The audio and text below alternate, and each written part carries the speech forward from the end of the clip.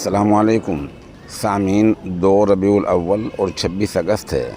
ख़बर का उन्वान है बिहार में आरजेडी लीडर का कत्ल। ये कत्ल देर रात तकरीबन 11 बजे हुआ है। बिहार के ज़िला वैशाली के थाना बुदुपुर के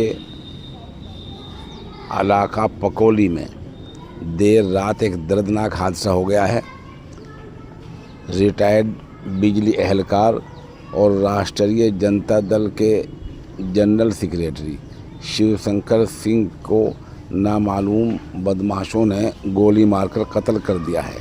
हादसा रात 11 बजे उस वक्त हुआ जब शिवशंकर अपने पुराने मकान भेरूपुर से पकोली में तामीरशुदा नए मकान में जा रहे थे।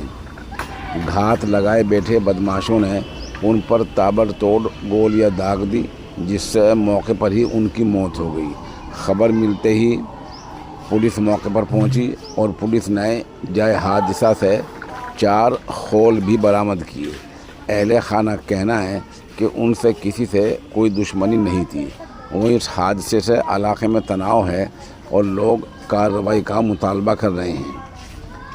इब्तिदाई तफ्तीश में पुलिस का कहना है कि मामला कत्ल का मालूम होता है, फिर भी पुलिस मामले की जांच कर रही है।